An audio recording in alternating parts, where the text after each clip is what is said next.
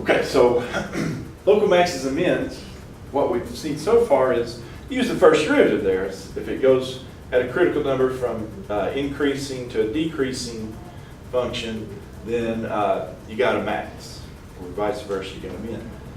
Well, in the second derivative, that tells us about concavity. However, you can use the second derivative to actually find these local maxes and mins. It's actually a combination of first derivative and second derivative. Is actually what we use, but it's called the second derivative test for local maxes and mins. I mean, yeah, if the second derivative is positive, it's concave up, and we'll use that, actually use that fact when we do this, but you'll just see, okay, how this works. All right, suppose C is a critical number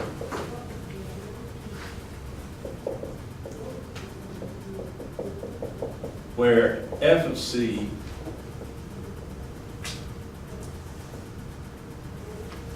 where f prime of C equals 0.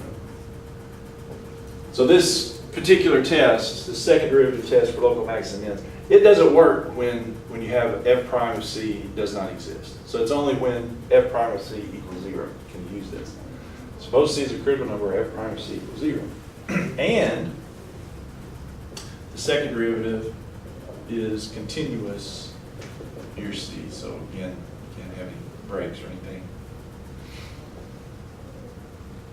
Second derivative. A.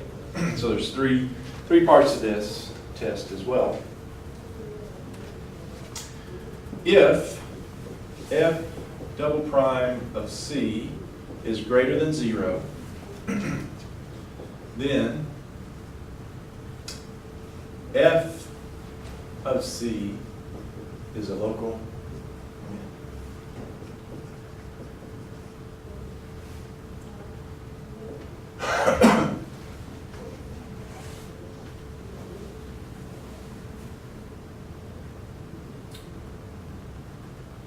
F of C is a local min. Here's why. All right, so what I'm saying here is I've got a critical number, and then I plug it into the second derivative, and the second derivative value comes out to be greater than 0, which means the same thing as it's always meant. If the second derivative is greater than 0, it's concave up, right? This means it's concave up. Well, if it's concave up, then the basic shape you're looking at is something like that. I mean, it could have some other, could be more or less of that, but it has that concavity. Well, all right, so it's concave up, and we know the derivative is 0, so what point am I looking at on this concave up? If f prime of C, I'm looking at this point right here, aren't I? I got a local min, you see. Because the concavity is up, and because the derivative is 0, I know I've got a local min there. That's all it says. B, if the second derivative then at C is less than 0, we got concave down. So it's like that, you got a local max.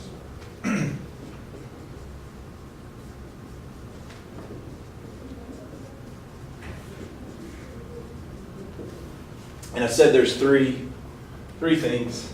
The C part is if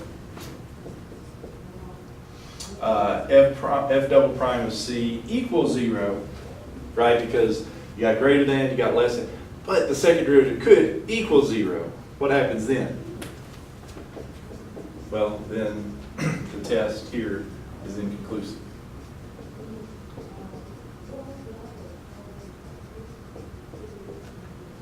It doesn't mean that there's not a min or a max there.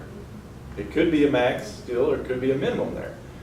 This test is just inconclusive, so therefore you have to rely on something else to figure out if you got a local max or min there. Okay. Okay. So that's our second derivative test. So you're going to find the critical numbers, or the derivative equals 0 numbers. And then we're going to plug them in. We're going to plug them into the second derivative. Instead of going to the chart, the sign chart, we're going to plug them into the second derivative and see what happens. Okay? All right, didn't leave myself enough room over there, so I just have to erase it.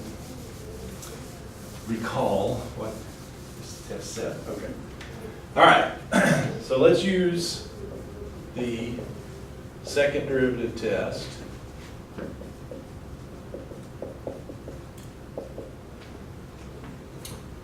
To find our local maxes and mins here.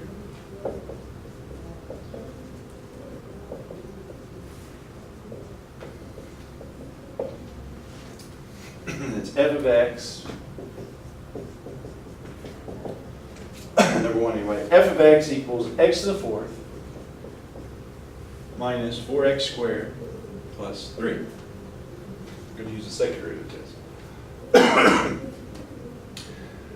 Well, it starts the same way. We still want to get the derivative, and then for second derivative test, just we can only use it on the ones that equals first derivative equals 0. So what is the first derivative here? 4x cubed minus 8x. And then I want that equals 0. So what have I got there? Well, got a common factor of 4x, so pull that out. It'll be x squared minus 2. So I've got 4x equals 0, x squared minus 2, and equals 0, solve those. This will be x equals 0. This will be x squared equals 2, so that will be x equals plus or minus the square root of 2. Right? All right. So previously, we then put that, arranged that kind of in thought about that in kind of a chart, and looked at the first derivative values on either side, all sides of those. Well, on the second derivative test, what I'm going to do is I'm going to plug these in to the second derivative. So I'm going to plug each one of these critical numbers that I found, derivative equals 0, into the second derivative. So this is where we kind of alter our technique. All right? So let's first of all get the second derivative. The second derivative here is easy, 12x squared minus 8. So I'm going to plug each one of these into that, the second derivative. So let's start at the 0. Second derivative of 0, that'd be easy. 12 times 0 is 0, so 0 minus 8 is negative 8. So that's where we have to remember, well, if the second derivative is negative, what have I got? Well, I just remember that if I've got the second derivative negative, is that concave up or down? It's concave down, right? This means it's concave down. And since I know the first derivative is 0,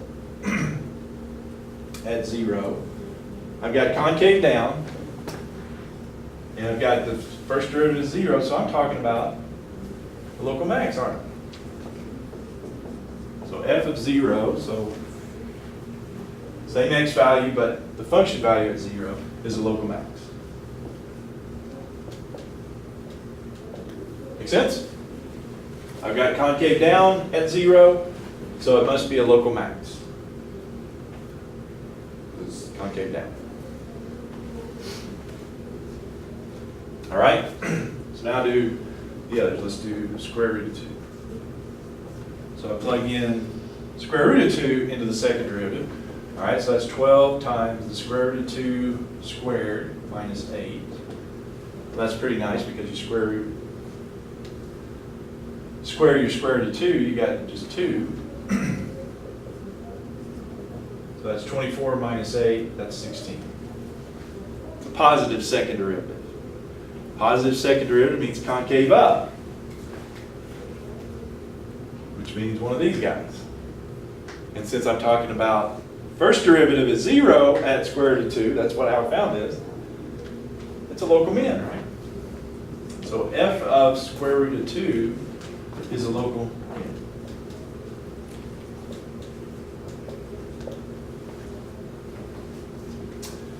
One more, we got the second derivative at negative square root of 2, but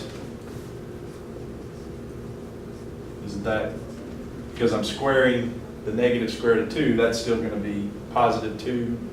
12 times positive 2, it's still going to be 16. Yes?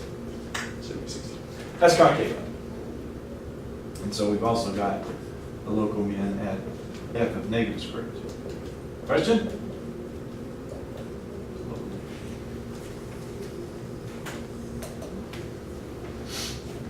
So it's just another technique that we can use to figure out whether it's a local max or a local min, or in this case we were able to.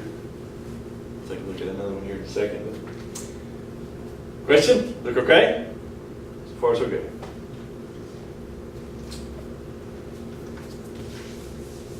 All right. Well, second one here, f of x equals x to the fifth minus 4x to the fourth.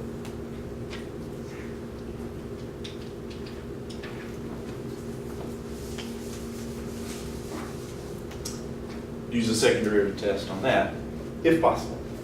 May not be possible here. I'm thinking, what happens on this one? Remember what happens on this one? All right, so we get our first derivative.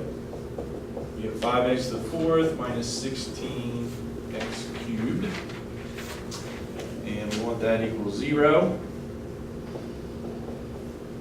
So we got x cubed, common factor, x cubed. Pull out an x cubed, so we got 5x minus 16. We have factors, so x cubed equals 0, 5x minus 16 equals 0. Well, x cubed equals 0. The solution is x equals 0. 5x equals 16. Add 16, divide by 5. Chase here.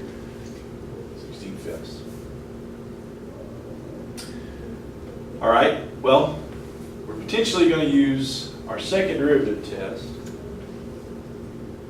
So our second derivative here off the first derivative would be what?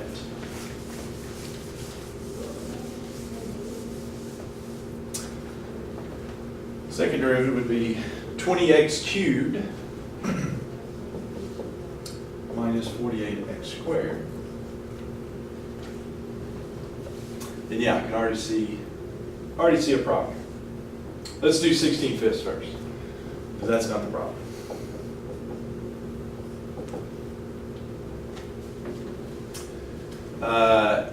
So plug this into the second derivative, 16 fifths, so it'd be 20 times 16 fifths cubed minus 48 times 16 fifths squared.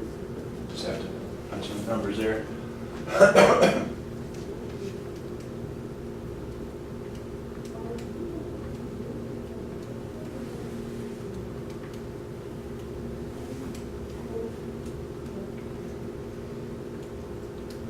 163.84. Well, what that tells me, that's the second derivative at 16 fifths. So that tells me about the concavity. It's positive. So we've got concave up, right? Which means basic shape is, it's probably not quite that, but you get kind of that shape. And so, since that's 16 fifths derivative of 0, I'm talking about this point, so I've got a local min on it. So f of 16 fifths, function value, I plugged it in there, whatever value that gave me, that would be a local min.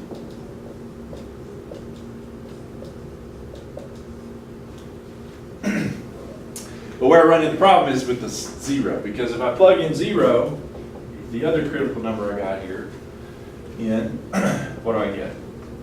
Well, if x is 0, you've got 0 minus 0, don't you? And what, on that second derivative test, did we say what happens when we get the second derivative of 0? Inconclusive, right? Yeah, because we don't know the concavity. Or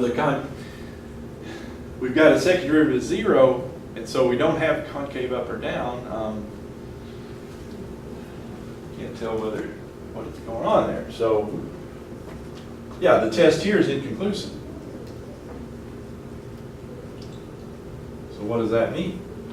Well, that means go back to something else, do something else. So the only other thing we know at this point is the first, use that little sign chart there. Test on the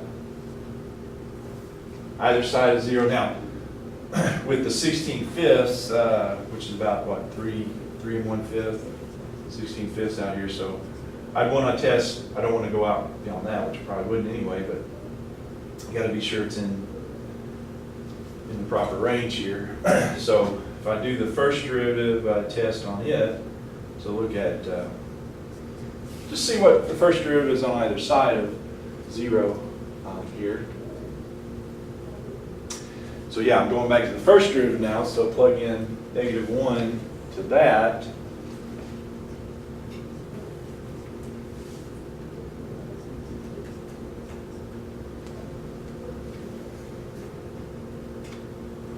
And I've got, that would be 5 times 1, that would be -16 times -1.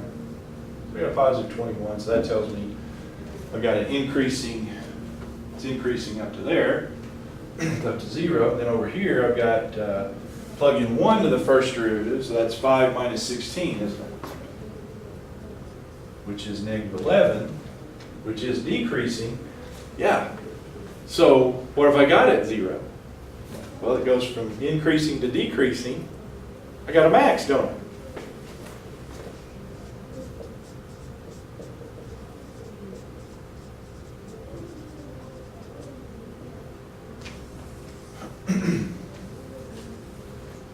So yeah, that's, if it just so happens the test is inconclusive, you just have to go back to the other test and test it out. Because yeah, it still could be a max or a min. It doesn't mean it's not a local max or min, it just means you got to try something else. Just can't use that test. All right? Any further thoughts on that one? Questions or concerns? I don't know if any of the ones on the homework come out to be that, but if they do, that's what you do. Okay?